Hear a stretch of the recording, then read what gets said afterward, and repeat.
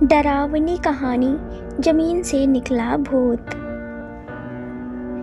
जमीन से निकला भूत और उसने एक लड़की को अपने वश में किया। ये कहानी है रीमा नाम की लड़की की।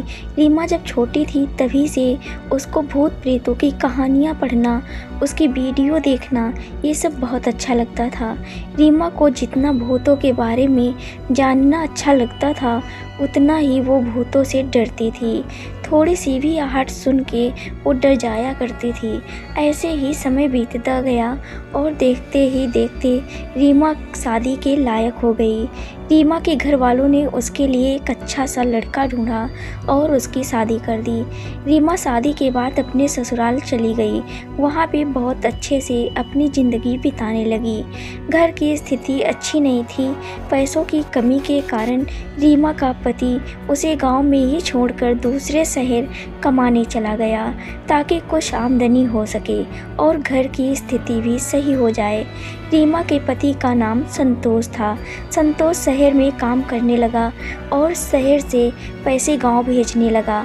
जब स्थिति सामान्य हुई तो एक दिन रीमा ने संतोष को कहा कि मुझे भी शहर घूमना है, मुझे अपने पास ले चलो। संतोष ने अपने घर वालों से बात की, सबने हाँ बोल दिया। ठीक है, बहू भी कुछ समय शहर घूम लेगी। फिर संतोष अपने ऑफिस से छुट्टी लेके गांव आ गया रीमा को अपने साथ ले जाने। शहर पहुंचने के बाद वो लोग एक किराए के मकान में रहने लगे। वहाँ पे और भी किराएदार रहते थे। रीमा की दोस्ती पड़ोस में रहने वाली सुमन नाम की लड़की से हुई।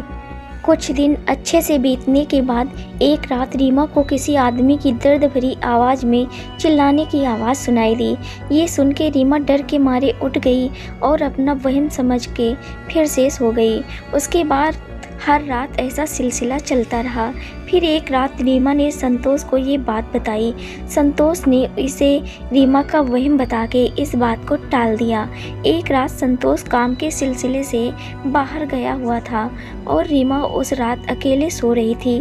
तभी अचानक उसके पलंग के पास एक परछाई आके खड़ी हो गई और रीमा का नाम पुकारने लगी। रीमा घबरा कर जोर से चिल्लाई। रीमा की चीख सुनकर पड़ोस में रहने वाली उसकी सहेली सुमन दौड़कर उसके घर गई, पर अब तक वो परछाई गायब हो चुकी थी। उसके दूसरी रात रीमा को सपने में वही परछाई दिखी।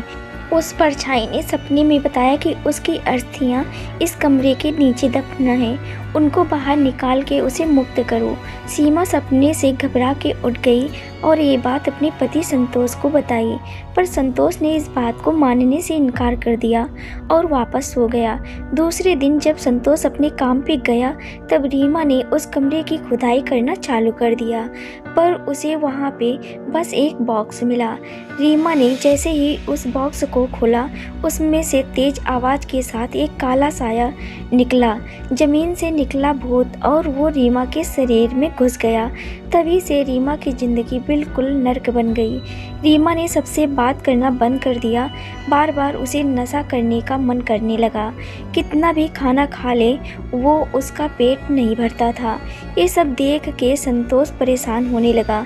जब रीमा ने खुद को मारने की भी कोशिश की तब संतोष अपनी नौकरी छोड़ के उसे अपने गांव ले गया। वहाँ पे भी रीमा ने वही हरकतें चालू रखी। रीमा के सास ससुर को इस बात का अंदाज़ा हो गया था कि वो किसी भूत प्रेत के वश में है, इसलिए उन्होंने रीमा को दरगाह पर ले गए। वहाँ पे एक बाबा ने रीमा के अंदर से उस भूत को निकाला और उसके हाथ में धागा बांध दिया, जिसके बाद रीमा ठीक हुई और उसके बाद वो कभी शहर नहीं गई और संतोष भी अब अपने गांव में ही काम करने लगा। इस कहानी को सुनने के बाद एक लाइक कर देना और चैनल को सब्सक्राइब कर लेना।